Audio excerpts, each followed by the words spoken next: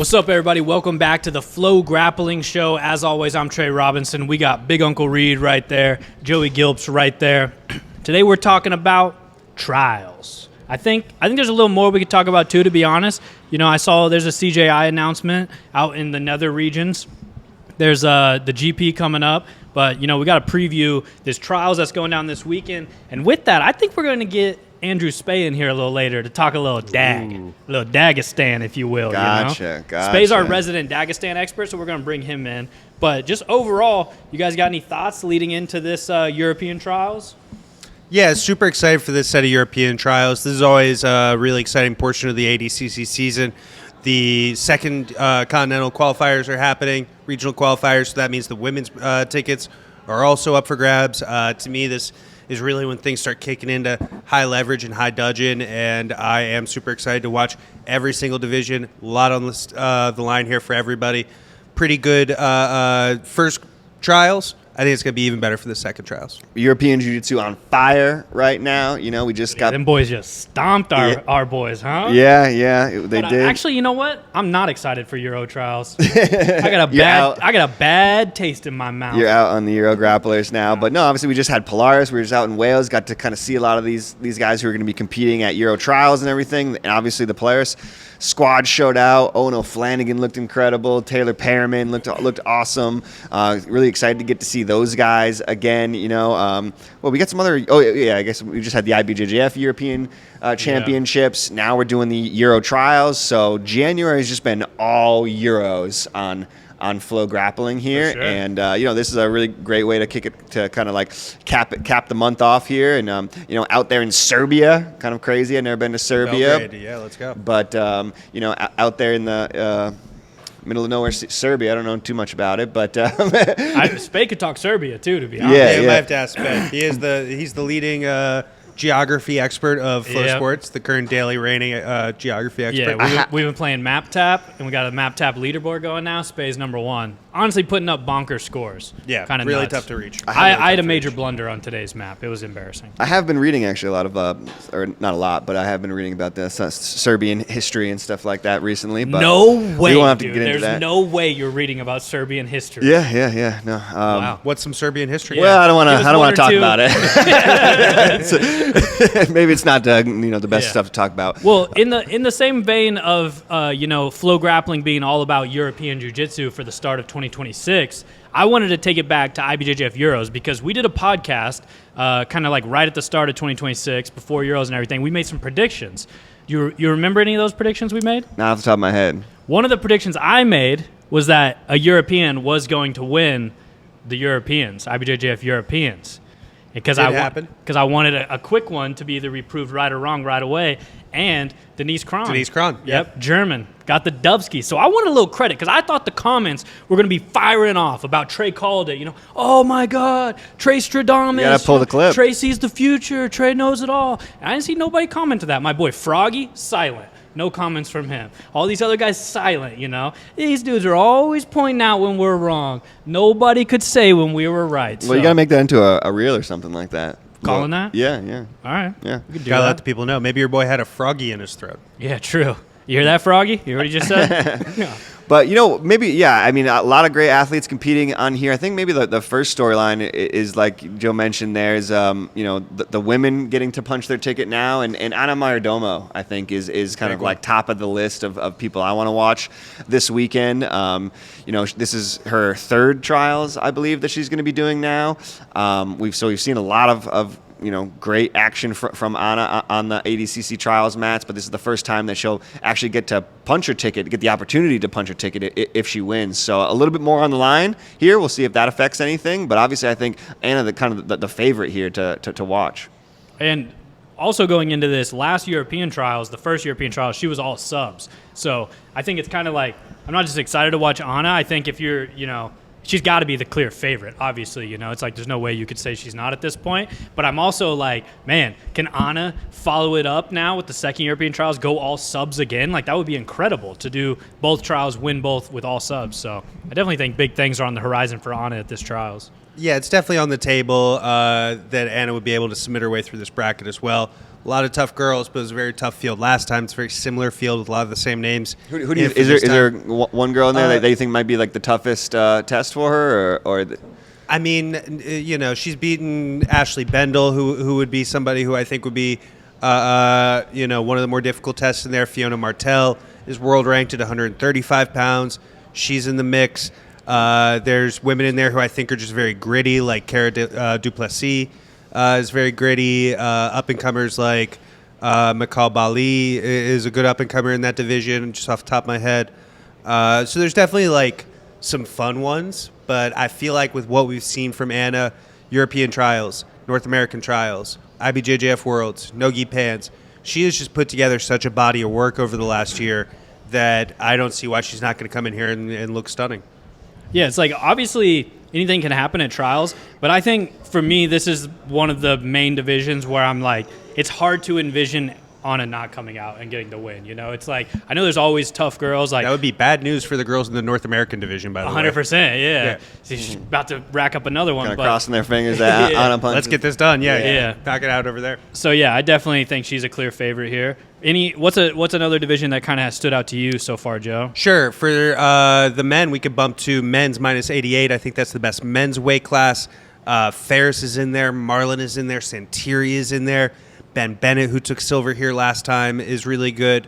Linus von Schenk is somebody who's been on WNO before. Really deep division, full of really tough guys. Really excited to watch Marlon. I know we have a technique video with Marlon coming out really soon, so make sure you guys are keeping an eye out for that. A lot of good stuff in the And what we know about Santiri is that he just does not lose at these ADCC trials events. He's a dominant force usually in that 88 kilogram division. It'll be fun to see Ferris, but yeah, I think the real wild card has got to be Marlon Tajik there. He had a great performance at the last European trials. Took third. And I think we've seen him kind of just like bump up levels here these past couple, 6 months or so. It seems like, and so you really got to put some chips on Marlon Tajik here. I think one of the wildest parts about this division is that Owen O'Flanagan went up to under 99. I was thinking that same thing. I thought that was a crazy thing. Yeah. Owen's a big boy. We've all seen them photos of him looking, jacked and juicy, but I didn't think he was that big to go 99. Like, that seems like a huge jump. Like, when you look at Santiri and you look at Owen O'Flanagan, Santiri seems like insanely bigger than Owen. So I thought that was wild, but obviously, Owen's tall. Yeah, these dudes, a height issue, these right? dudes do kind of like, they play the divisions a little bit. He obviously sees something in the 99 division where he's like, all right, I can go out and leg lock all these fools. Because he did under 95 for Polaris, and I don't think we really saw him cutting weight or anything like that. Wow. So, Yeah. But it's also a Ferris issue, right? Like, he wants to leave Ferris a lane at minus Ferris 88. is also huge. Ferris is also he's a shorter, but big, he's big like boy. jacked. But all right, there's some interesting names in here too. So we're bringing in our Dagestan expert, Spey. Do you want to talk Serbia with Spey? Do you want to stay and talk Serbia? No. All right. Snoop Daggy Switch out Dag with Reed. himself.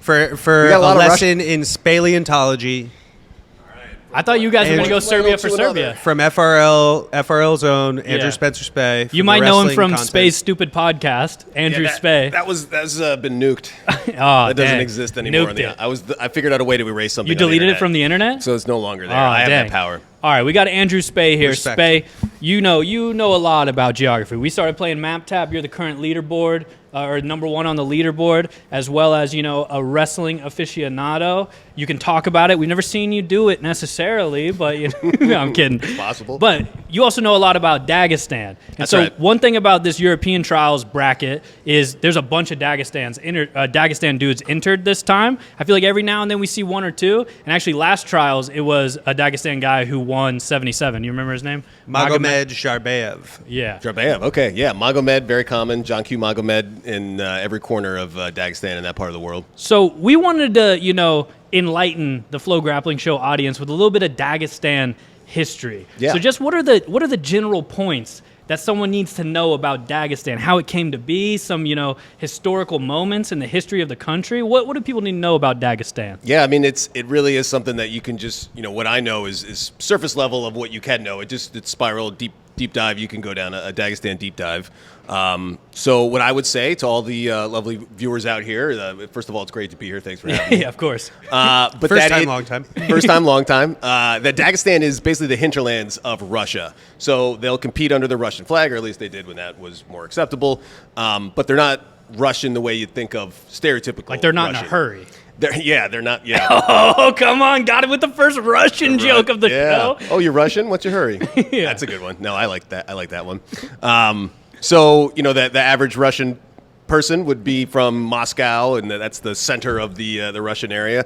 Dagestan is very much on the periphery. It borders former Soviet republics, Azerbaijan, and then Georgia's right there, and then Armenia. That's the Caucasus regions. Those are the Caucasus Mountains. They're on the north slope of the Caucasus, and that whole region was really a mix from going back to the Middle Ages, something like that.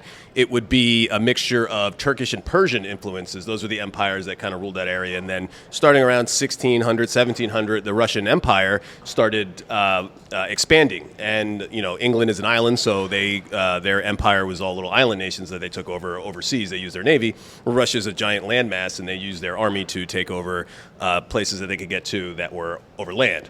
And so going south, their big rival was the Ottoman Empire at the time, and they would be taking chunks at a time, going through once they passed the Volga River, then it was just time to take over all these predominantly Muslim areas. And you might think it's kind of like, the Middle East is rather uniform or homogenous, but it's actually incredibly fragmented.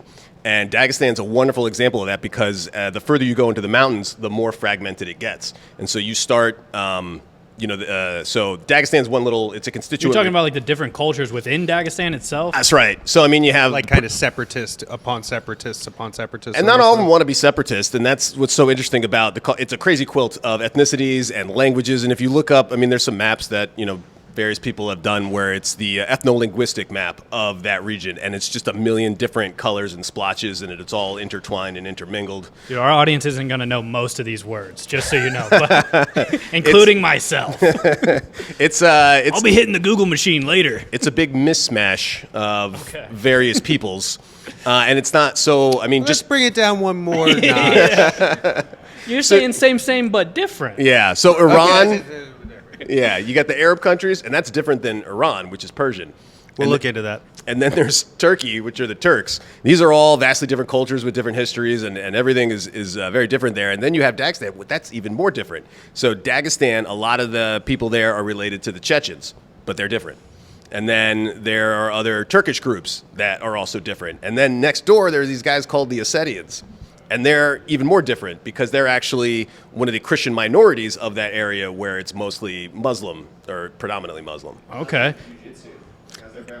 Yeah, okay, so bringing it back to the whole point of these podcasts and is to talk about the sporting aspect of it. And that whole region, the Caucasus region, is crazy for combat sports. Basically, you name the combat sport. They invented their own. Much like how others might be for cuckoo puffs. They are cuckoo for exactly combat right. sports. Yeah, they are like what. Why are they so crazy for combat sports? So that's just how their culture has evolved. You could probably say it's just part of what being a Dagestan person is, or being a Chechen or a Georgian or Armenian. That's just how they grow up. Where it's everybody in the U.S. will go through T-ball and then Little League or, Pop Warner football. And the NFL is just part of your day. Over there, they have soccer and they have combat sports. And so you name the combat sport, MMA is gaining more and more popularity there as more guys get into that. But wrestling is huge, freestyle wrestling, Olympic wrestling, Greco-Roman wrestling is freestyle and Greco.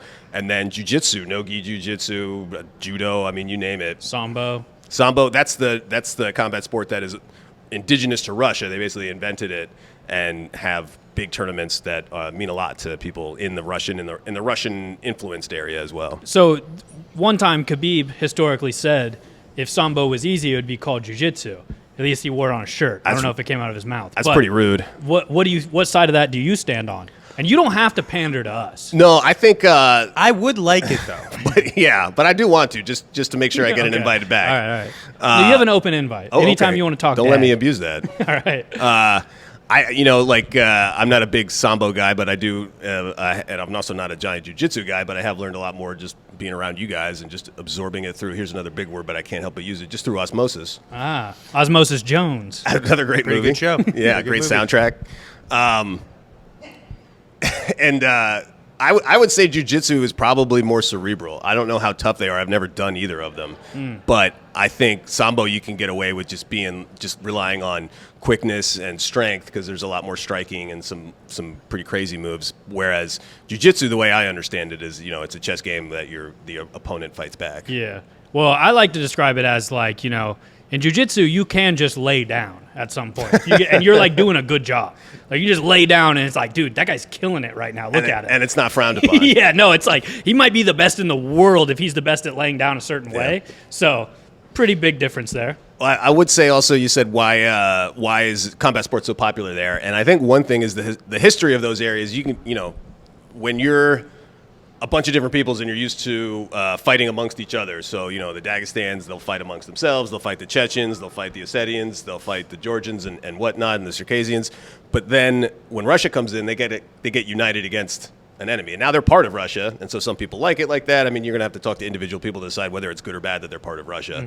But there's been a culture of resistance. And so basically it was a 50-year period in the 1800s where they're like George Washington, their cultural folk hero, but he was real, was this guy named Imam Shamil, and they still wear T-shirts about him, and he's like the one guy that unites all of Dagestan, because they all speak different languages, they all have different backgrounds, ethnicities, sometimes they mix, sometimes they stay separate, sometimes they're in the mountains, and they don't talk to anybody that's in the other cities. But was he like an epic party animal or something? Just like everybody agreed was a super chill guy? He was, if partying is like leading a rebellion for like 30 years through like the mountains and the snow, I mean, it was a party Pretty similar. To them. Yeah. Pretty similar. And so he's revered for that. That was Van Wilder 3. And the Ice Reckoning. They finally made a sequel to get into the Caucasus Mountain demographic. It was about time. Yeah, somebody had to make it. And so that that has stayed with their culture, and so when you're a little kid, a lot of guys will play soccer, and then everybody else, to determine if you're going to be a hot shot on in your high school or whatever, it's like, are you good at combat sports? Okay. All right, so I have a question for you, and this is caveated with Spade doesn't have like a super deep cut knowledge of the jiu-jitsu world and everything going on, but I just want your broad take on this. Okay. Your broad knowledge to, I guess, give a specific take, if you will. You pull up to ADCC European trials. Would love to. All right? And I want you to Belgrade, stack rank. Serbia. I want you to stack rank these. Like, I'm going to give you 5 countries that your opponents are from, and you got to stack rank from your least scared to most scared to have to fight in a jiu-jitsu match. Okay, I like that. We're going the UK. Okay. We're going Dagestan. Yep. Poland. Yep. Spain. Okay. What's one more I should Turkey. do? And Turkey. Okay. Yeah. So I assume it mirrors wrestling a little bit, and One is the most scary. Yeah. So the most scary, it's going to be Dagestan. Okay. And I would say that the UK or Spain, they would be fighting for 4 or 5 here, and it just depends on if they're a transplant or have Caucasus Mountain transplant heritage. Okay. Which is very common in wrestling, where you'll see like a guy representing like Spain, but his last name is like Magomedov. Yeah, Friev, something that ends at a V, a vowel and then a V. Like Shishabekov. Shishabekov is definitely from that region. Yeah, Ramazan Shishabekov specifically. Oh, Ramazan is a very common name over there. Gold medalist in the Olympics at 86 kilos was Ramazan Magomedov. So there you go. Okay, so least scary, you're going UK, Spain. I would go UK and then Spain. Not that UK doesn't have a lot of practitioners. I know that there's a lot of UK guys that are like big into jiu-jitsu. A lot of the media guys that work for the United World Wrestling, the international governing body, are jiu-jitsu / wrestling people, and will like be practicing jiu-jitsu while So wrestling event will be who's taken 3 on. and 2? And then the other options was it Poland and Serbia? Poland and Turkey, right? Oh, Poland and Turkey. Turkey, because it's in that region, like the Middle Eastern Caspian Sea, that's usually a little bit tougher. But Poland is, I think, getting better at a lot of different combat sports. They're on the rise in wrestling. There are some transplants every now and then they get into Poland, but they have some local guys, some homegrown talent too. And plus, they're hosting ADCC. I know that. Yeah. So I think they're going to want to put on a show, and they're going to want to they're going to want to show how tough they are. Fair enough. And then number one would be Dagestan, that region there. Do you want to know how I would rank it, just to compare? Yeah, no, let me know what I'm missing here. I would probably go most scary. I would probably say Poland. I would agree. Then UK. Okay. Then maybe Dagestan, just because I don't think they're necessarily going to be great at jiu-jitsu. I think they're just going to be like physical, tough dudes who can like win a decision. Yeah. You know? Yeah, and play like the rules. and Daddy don't want to wrestle that much. I'll be honest. You know, those dudes don't lay down, and that's messed up. We all agreed, right? Earlier on, we said jiu-jitsu you can lay down. You're gonna lay it down. Right. And the Dagestan dudes, they aren't doing that. And so that's messed up. And so I'll go Dagestan and then Spain and then Turkey. I don't know any Turkish grapplers. No, I threw that one as kind of a wild card because Yeah. they have like some better wrestling. They have their own form of wrestling. The Turkish oil wrestling. Ever look it up? It's like 1,000 years old or something. No, we're into that. That's- we know about that and we're into it. That's so. something that this podcast covers extensively. Extensively. Sometimes on for weeks our on end. own time. But, and then, okay, if I throw in Chechnya, where do you squeeze them in? So unfortunately, Chechnya is going through like a little bit of a Because I rough think there period. are some Chechens in this bracket. And so inside Chechnya, it's tough to advance because it's run by like basically a warlord, a dictator since the end of the Second Chechen War in the late 90s, and then the son of the Ups the guy. scary factor. Yeah, so Kadyrov doesn't really allow for much Another freedoms. Ramzan. Yeah, another Ramzan, and but there are tons of Chechens that are all over the place. So in the 90s, there were a lot of refugees from Chechnya because the whole area of Grozny, their capital, got completely flattened. And so in France, in Belgium, there are a lot of guys with Chechen names. In the U.S., there's some good Sweden. wrestlers. Sweden too. Yeah, that's what's his name, Hamzat. Hamzat Chimaev, Yeah. that's a good example of that. And they kept that, their culture with them as they went, and that was a fighting culture. So what they did, in the U.S. you wrestle in high school because that's the one combat sport you're allowed to do, and they encourage it. All right. Good You stuff. got another follow-up or something? I actually do have one more question. I know our time with Space probably. I got a lot of looking at maps to do. I got to get back. Yeah. I know you got a lot of maps, but we're talking about ADCC trials. Somebody won ADCC trials for the Asian trials, Ryota Onraku. He was the second, number 2 on Japan's ladder at minus 65 kilos for freestyle wrestling. As a subject matter expert, can you put into perspective how good that probably makes him? Being number 2 at 65 kilo in men's freestyle, yeah. So Kyuka is, I think, their number 1, and I got to remember what he did. But Japan lightweights are, if you make the team in Japan, you are going to be like a top 5, at least a top 10 guy in the world.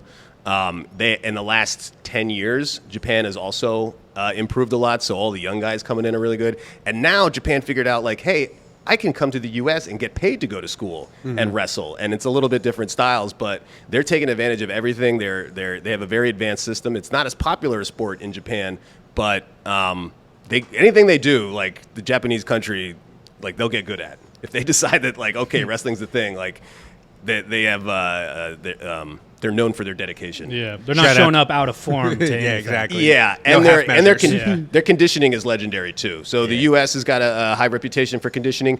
The Russian, the Dagestan guys, not so much. So sometimes they get a little bit dragged for conditioning, and sometimes it's fun to watch them like kind of melt down To a be little honest, bit. watching wrestling, I feel like a lot of times they kind of give up. I don't know And if then I'm they're supposed also to say known- that or not. But they're known for not fighting up their back as hard as like an American would. bad for jujitsu.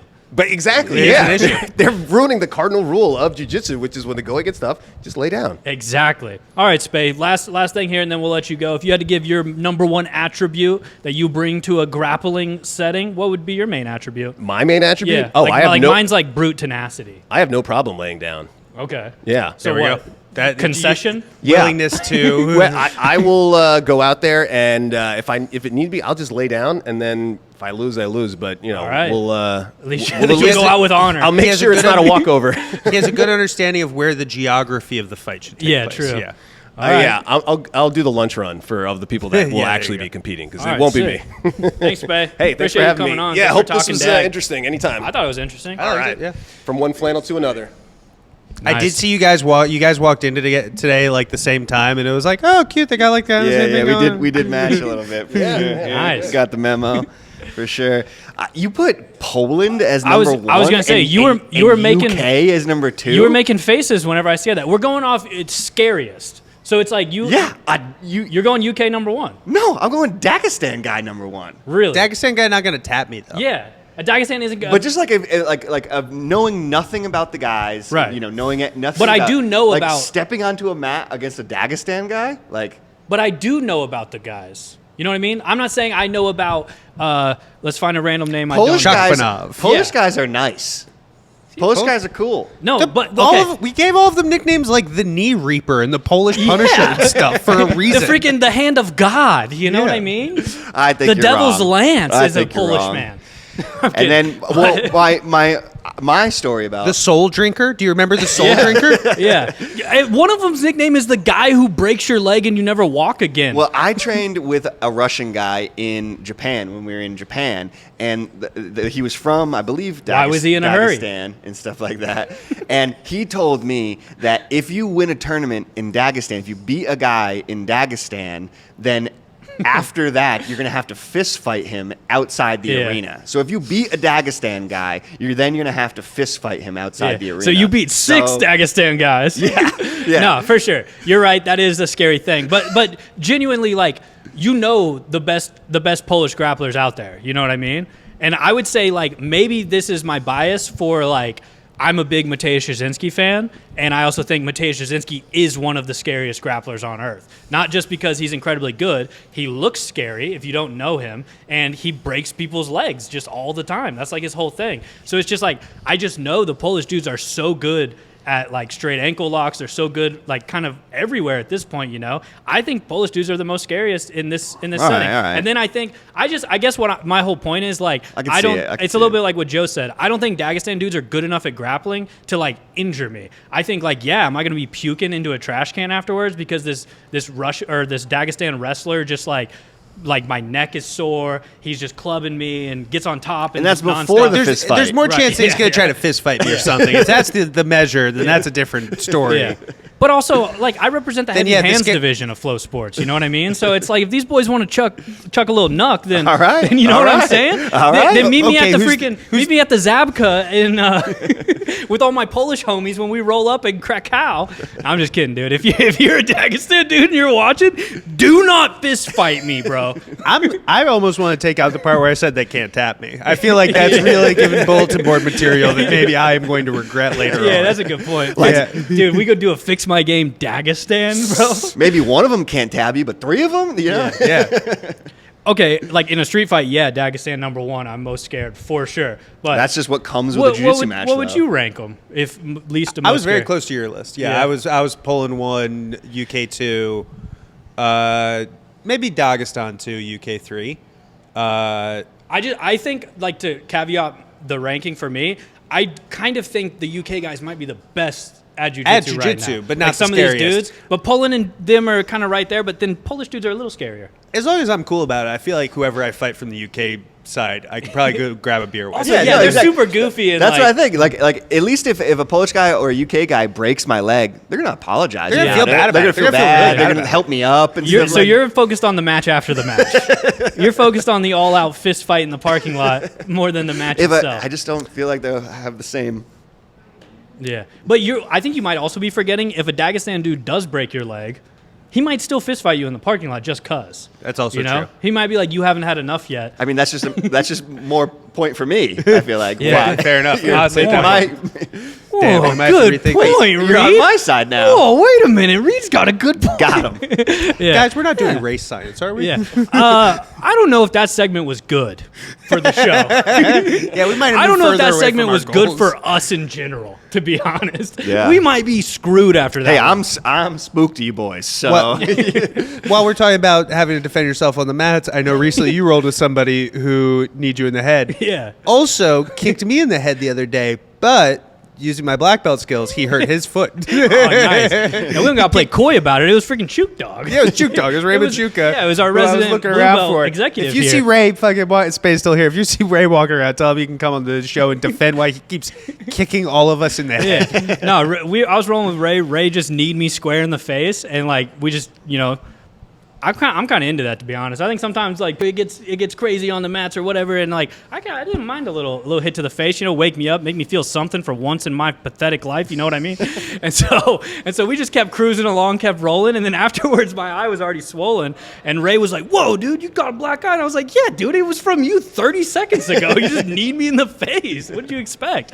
But yeah, so I'm not trying to get kneed in the face. So no. Maybe don't go with Ray anytime soon. yeah. Well, maybe don't. That's his thing now. Maybe don't roll up on a Zabka with me and my Polish crew in Krakow, you know what I'm saying? It is very not disarming, intimidating the way that like these Polish guys will just break your shit and their face does not move Dude, whatsoever. And, I don't know. Obviously, there's a lot of bias that goes into like something like this when you're talking about who we're scared of. Which let me get on the record, ain't scared of nobody. I'm doing this for a bit, dude. Come on. But anyways, I rolled with a bunch of Mateusz Jasinski's team in Koszalin, and dude, it was just like I got straight ankle locked like 40 times in a row. Like it was like to the point where I was That sounds terrible, yeah. I was like, hey boys, what if we all agreed to stop doing the straight ankle locks? Huh? Should we all? You guys want a truce? They're like, no, we will Yes, break. you guys are pretty good at that one. Yeah, it's like maybe I want to see some of I your will other cool stipulate moves. that you can do this to me Yeah. anytime you feel like. Show me some Let's of your other do cool something moves, else. you know?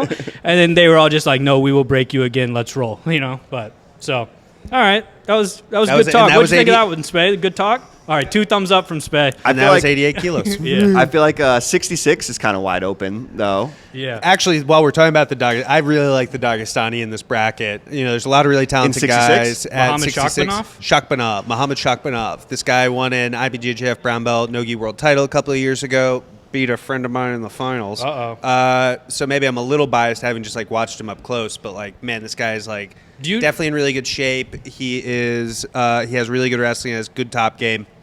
Do you know Spiridon Karkanis? Kirkadanos or something like that. It's spelled kind of like Arkansas, but out of order a little bit. Like if a dyslexic do you know guy where saw he's from? Arkansas. Greece. Okay, I was gonna say because remember last trials he went on a run, right? He went did. pretty deep. Because I 100%. remember being like, I guess I'll go for this guy whose name kind of looks like Arkansas, but so he's Spiridos back looked in the really good. 66. Shea looked really good last time. A bunch of guys like Jack Sears always kind of in the mix. Sears went on a run, but obviously we came out with Andre with Nico. Trinitsky. We came out with Nico in the last trials, who Yeah. kind of was not on many people's radar. So you have to wonder if there's another kind of young kid in this 66 division that's going to kind of make a run that maybe don't have our finger on. But you obviously have Ashley Williams, Ash Williams in there. Jack Sears made a deep run last time too. Richie B, shout out. I will say, not to keep going back to who's scary and who's not, but whenever we were in Wales, talking to some of the Europeans who are going to be competing at this trials, multiple of them did cite that they had a lot of Dagestan dudes in the bracket. Yeah. But I don't think they were weren't. They weren't talking about all the UK guys they have. But in their I don't bracket. think they were coming from a who's scarier perspective. They were coming from like these dudes can win, It's like they're tough. They're going to make it physical. It's going to, obviously they're going to be really good wrestlers. I think especially if like a Dagestan dude gets to the finals and now we have like ADCC No finals guard pulling rules. rules, Yeah, it's yeah. like that kind of makes a big difference. I think Trey's just pandering to the Polish crowd, but deep down he's scared of the Russian guys. Dude, if you were like Trey, name a country you would never just want to be dropped into and left to like figure it out. It would be Dagestan. Like I'm not, but I'm just saying It's up on the list. in a jiu-jitsu match, it's like. Name another combat sport, and Dagestan's the scariest across the board. MMA right now, for sure, Dagestan's the scariest country of combat sport guys. But I just think jiu-jitsu, they don't know the breaking mechanics. You know what I mean? You said boys? it. You said it, brother. Yeah, dude, we're digging a hole here, bro. We're gonna get our ass beat next time we roll up into a country that Dagestans have visas to. But I got a quick segue segment for you, Reed. Oh, can I just throw out as well? Yeet Hane, especially with the way they're doing the weigh-ins this time. The weigh-ins have always been kind of his Achilles heel. He's just too big for 66, but he's too small for 77. He's a tweener. He's going to get a lot of time to recover here. I think that makes him very dangerous in this bracket. Don't be surprised if he becomes, I believe, the first Turkish guy to win trials. That would be sick. Also, Richie B's in there, too. Always watching Always Richie love B. Richie B. Always love watching him. But maybe let's do this segment, and then let's come back and just break down the format real quick, because this is like a pretty different format for Euro trials than usual.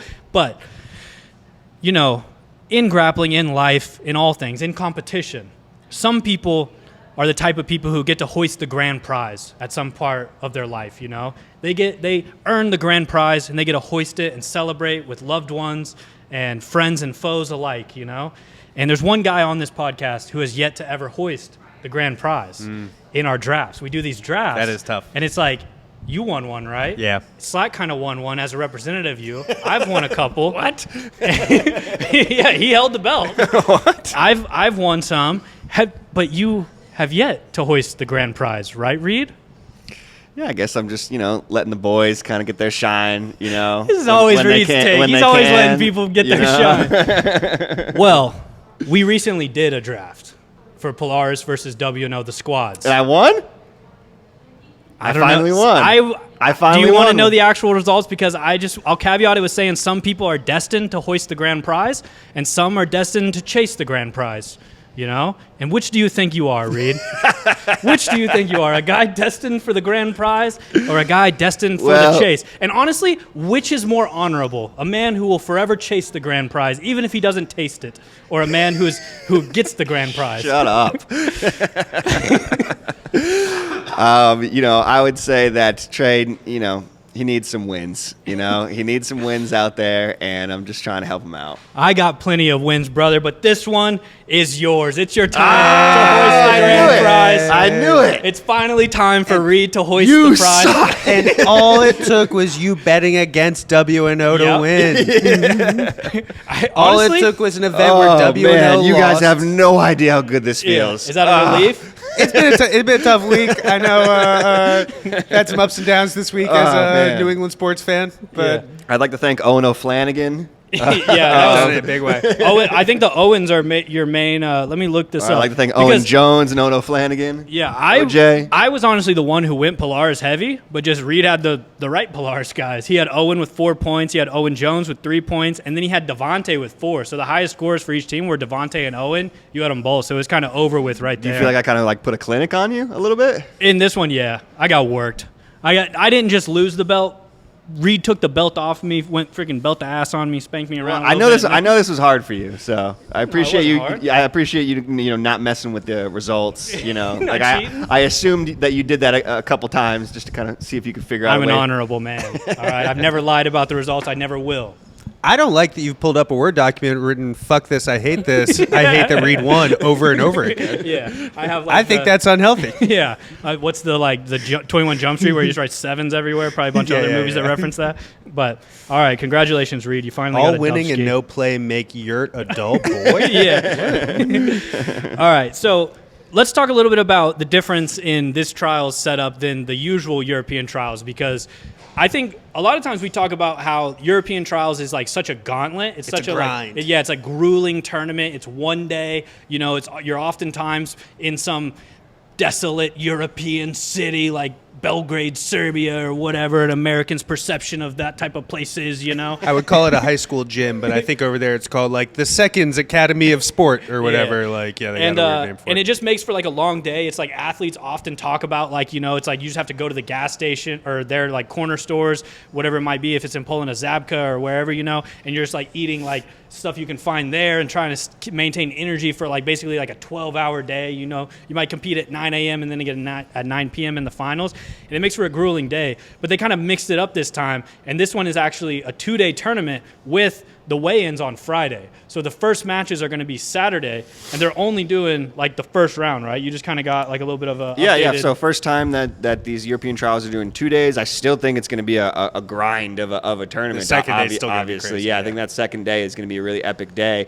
Weigh-ins on Friday, and they will start matches 4:30 p.m. Local time, which is 9:30 a.m. Central time. So the first matches will be going off 9:30 a.m. Central time on Saturday, live from Serbia on FloGrappling. And I believe it is just going to be the kind of first round, that round of like 64 or 32 that they do just to get it down to the top 16 or whatever it is. But I believe it's just the first 1 or 2 rounds, but we possibly won't see some of the bigger names and stuff that first day. Cut each bracket in half just to start it out. Yeah.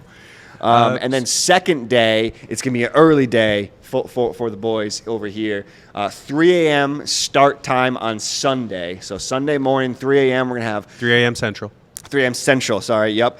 And so we'll be having matches live on FloGrappling 3 a.m. and then I believe finals will go off around that 1:30 p.m. time, Central time. So if you're trying to follow along, start 9:30 a.m. on Saturday. It probably won't go too late. It'll probably be over if we start 9:30. Probably be over around 1 or 2, which will probably be. I don't know how many mats they have.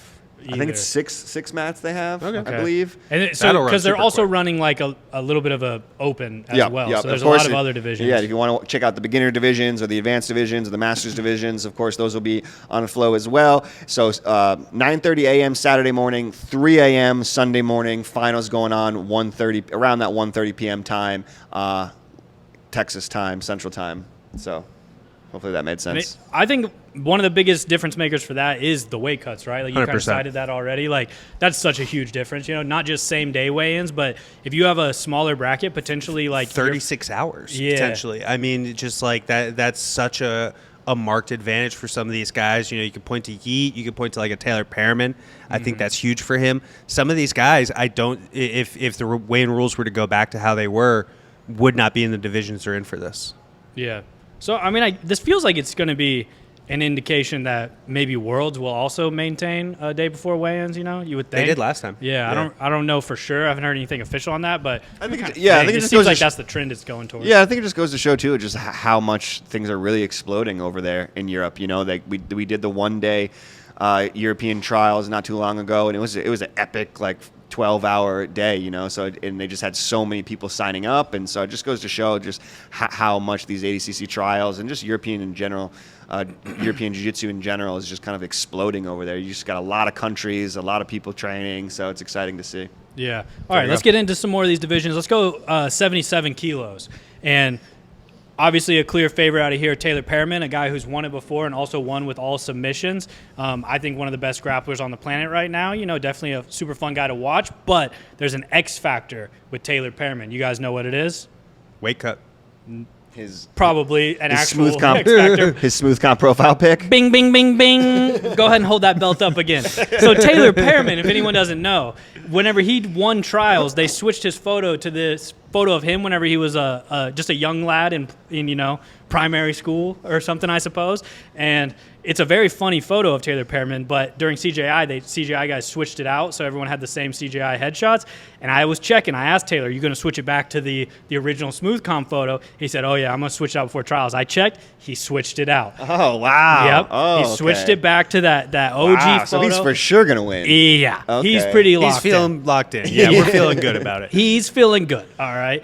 Whenever I first saw this photo, I was with this crew in London. It was part of the Euro tour, and they were all showing it to me. They're like, "Look at Taylor's photo on Smooth Comp," And I was like, "Haha, that's funny." And they were all laughing, And I was like, "But why'd you make it this little girl? I don't really get it." And Taylor's like, "Oh, you're taking a piss out of me? Oh, you're taking a piss out of me, mate? Oh, you're taking a piss out of me? That's actually me. That's actually me." And I was like, I did not think it was actually Didn't recognize him? So I kind of accidentally dunked on him by being like, "How'd you get this little emo girl?" I'll say, about Taylor and Ono Flanagan. Would you say Ono Flanagan's probably the favorite to win that 99? I mean, 99 is just, it's harder for me to say that outright because Marcin Mashiulovic is in there. Marcin's and in there. he's so much bigger. Yeah, but it's an issue. yeah. Yeah. But okay. I don't know. It's okay.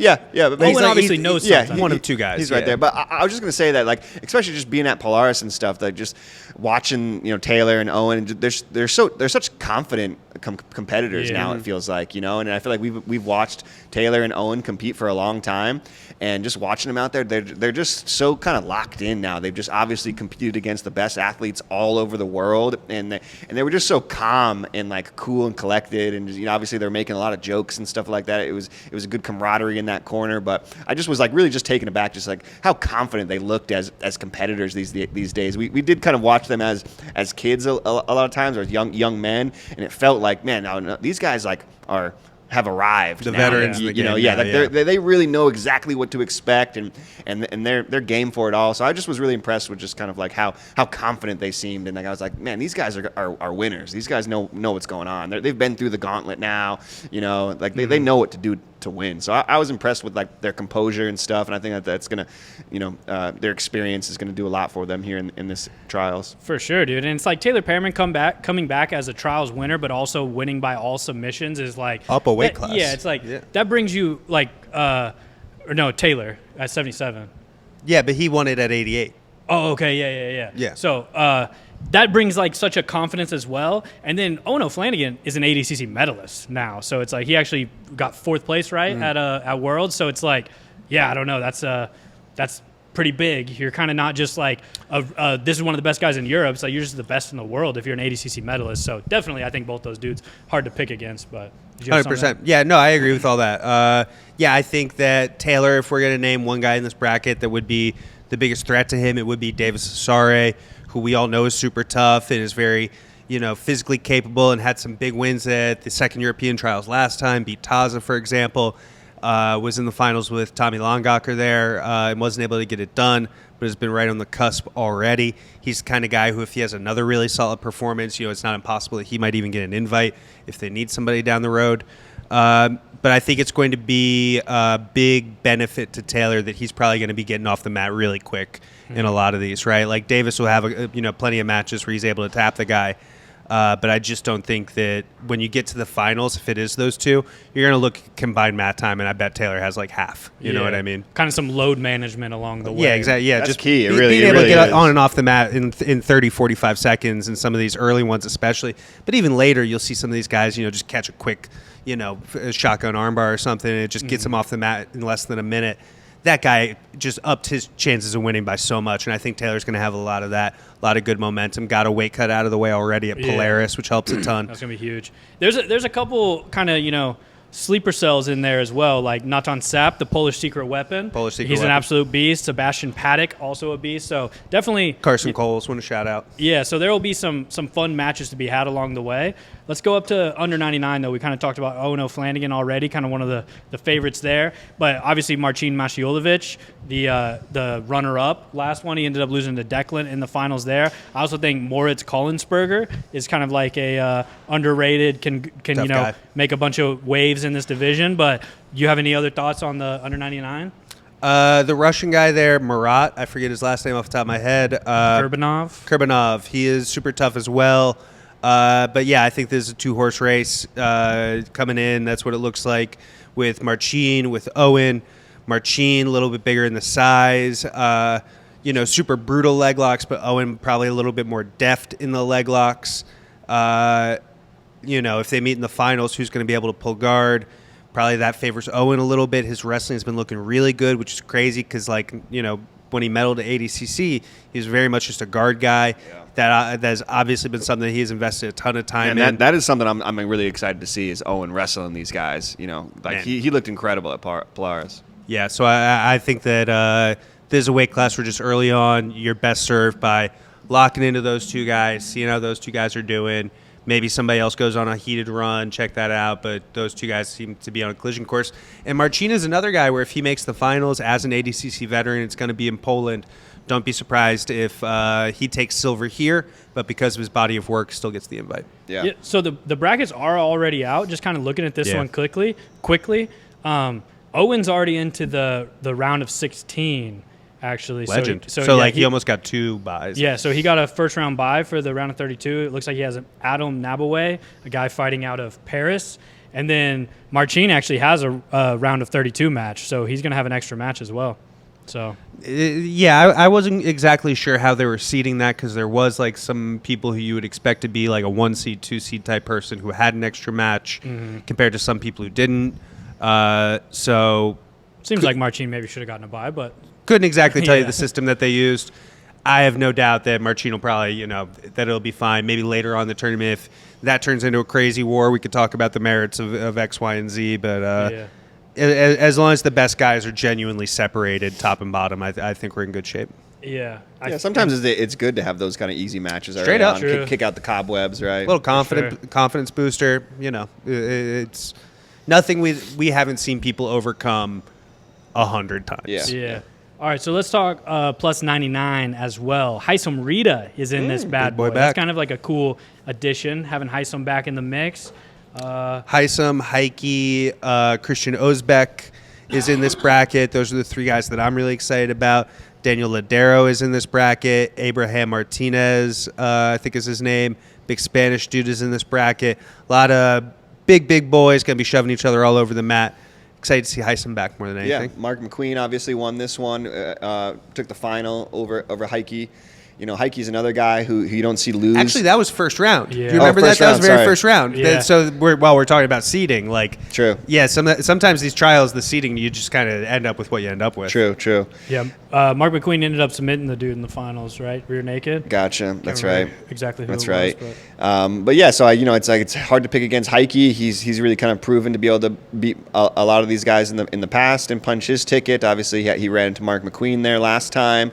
But yeah, man, it's been a while since I've really seen Haitham Rida. I'm not sure where he's training and stuff like that these days, but hopefully he's got a good regiment in there. Because man, obviously one of the greatest ADCC moments kind of all time was when he submitted Cyborg there in 2022. So he's always an interesting body type, I feel like, for that kind of heavyweight division, a body type that you don't really see a whole lot of, but super explosive guy, and hopefully to see him do well. That really is the question, right? Like where is Haitham with his training? He's not at Simple Man or anything like that right now.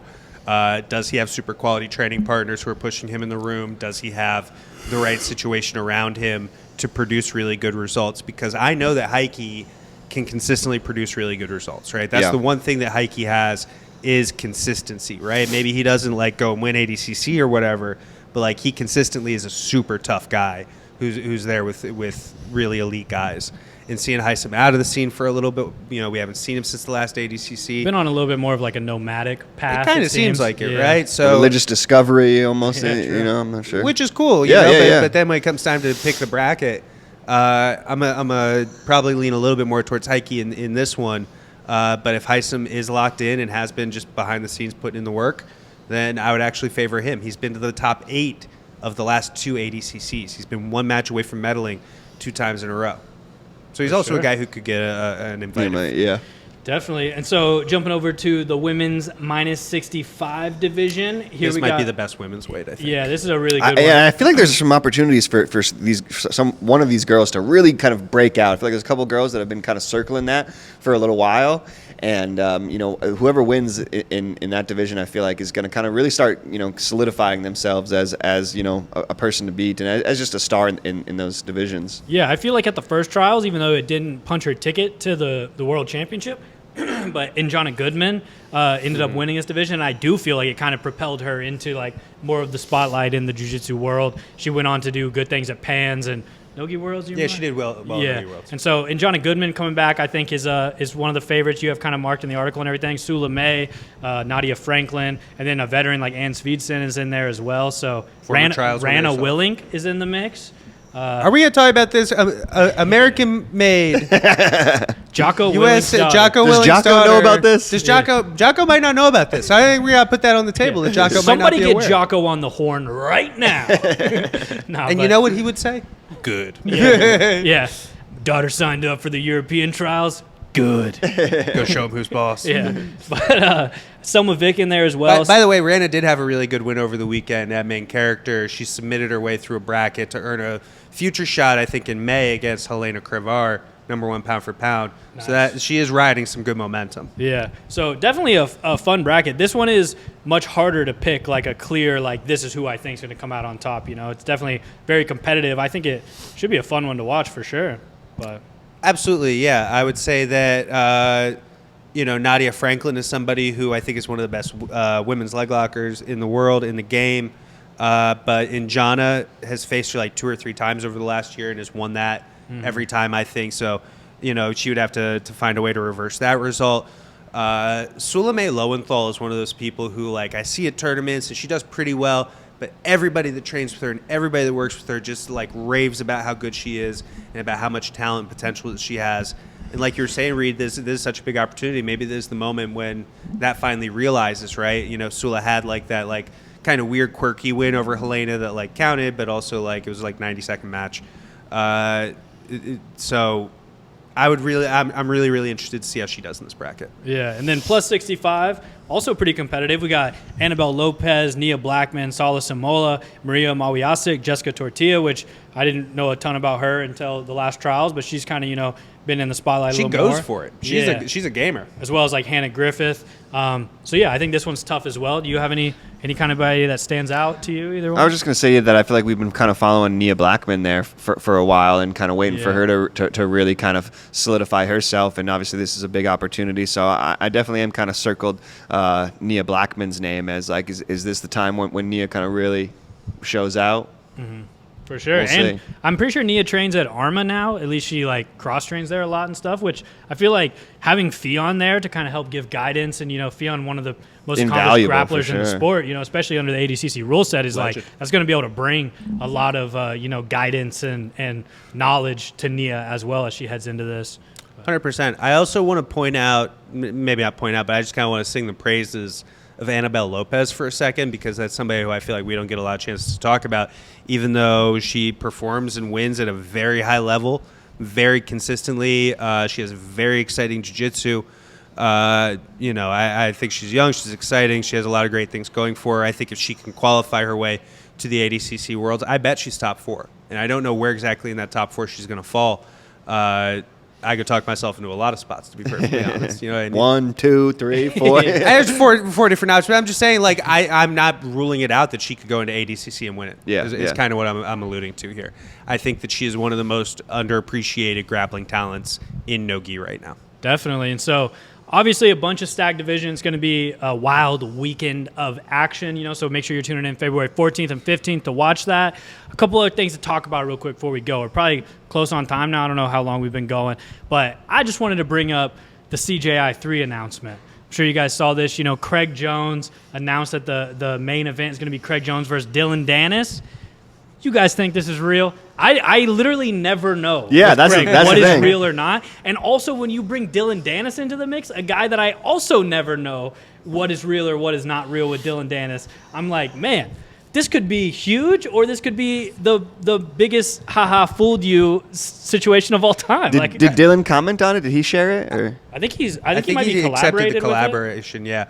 So 2 questions here. 1, is it real? 2, does it happen? Yeah. Is it real? I think yes. I think too many places have reported on it. With Craig not making there's a nuance that you can kind of ride a wave with Craig where you kind of see what he's doing. I don't think he's doing those things in this case, so I do think it's real. Where's the fake arrest video by now? You know what I mean? Does it happen? 50-50 if I'm being generous. Yeah. No, Dylan did accept a collab, so it's like at least they're in cahoots, Something is afoot, if you will. But I mean, honestly, awesome match. I feel like it would be sick. Yeah, I feel like we talked when the stuff with Gable dropping out of CJI 2. I feel like Dylan was somebody who got up. bandied around for Yeah. maybe it will be Dylan. Yeah.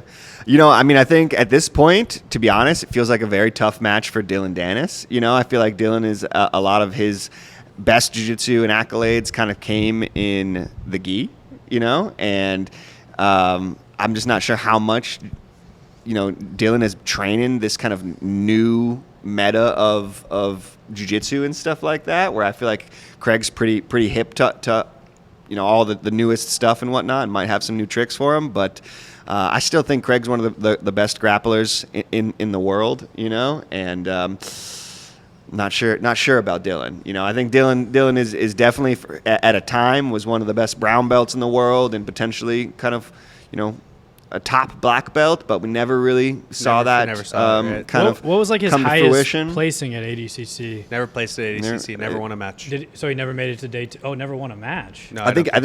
he won his first match in the absolute division. Maybe an absolute match. Yeah. Okay. But yeah, obviously in 2019 he lost to Gordon Ryan. First match, very close match, Close match. Awesome match. That's honestly what I was going to cite is maybe that was the best thing he did is it went Almost. to a very close. Yeah, but had a close Kind of match. pretty good one with Didn't wanna say Gary. I that. feel like the ADCC before. I want to say Gary tapped him in 2015. Gary tapped him with a heel hook in 2015. So as far as maybe take the specific grappler versus grappler analysis aside, this is kind of one of the craziest, biggest, just anomalies in the sport of this thing is Dylan is more of an influencer than anything now. He's huge. This dude makes legitimate headlines, not just MMAfighting.com headlines, you know what I mean? He's like getting on TMZ for doing crazy stuff. He's fighting Logan Paul. He's like doing all this wild shit. So it's like, if this does go down, I feel like it would be huge, right? Like, I don't know about the actual grappling, but like it'll be a spectacle, that's for sure. Who do you think the Russians hate more, Dylan or Craig? Because it's kind of like I think they really hate still Dylan. kind of like because they beat the heck out of him. Yeah, I was gonna say isn't he on like fight on sight territory? yeah, like, fair I don't enough. think Craig Craig is still like kind of messing around. Whereas, at least Islam shook Craig's hand after the JDM match. So. Yeah, fair enough. Less cage jumping for Craig Jones, so I guess, But, there's a lot of time between now and CGI, though. So, But, yeah, I don't know. Just want to talk about that one. That was a crazy announcement, and we don't got to get into it too much, but just put it on everybody's radar. We'll talk about it in the next episode more. The IBJJF No-Gi Absolute Grand Prix is going down February 26th. That one's set up to be a pretty sick one. In the GP, we got Victor Hugo, Pedro Mourinho, Michael Pixley, Diego Pato, Devontae Johnson, Javier Barter, Nick Hartman, Marlon Tajik. So, obviously, that one's going to be sick. There's a bunch of cool super fights as well. And, there's good grappling on the horizon. Yeah, and then another just note that we just announced Who's Number 132 going to be going down here in Austin, Texas. You can watch it live on Flow. It's happening March 31st. It's a Tuesday night Jiu-Jitsu. So cancel your training plans. Tune into Who's Number 132. We got some big plans. We'll probably talk more about that next week as well. But just wanted to put that on everybody's radar that WNO is returning March 31st. Put it on the calendar. There we go. All right. If you guys made it this far, then I got a special message for you. Do not share that part about us talking about who we're most scared of with anybody. Don't share that. We don't want that out there. Shout out if you're still listening. Shout out to you. Yeah, just actually tell people to skip that segment. Someone timestamp it and say, don't watch this part. And then make sure no one watches that for our own safety. But thank you guys for tuning in. And it's going to be sick. We'll be covering it all this weekend. And we'll see you guys in the next episode.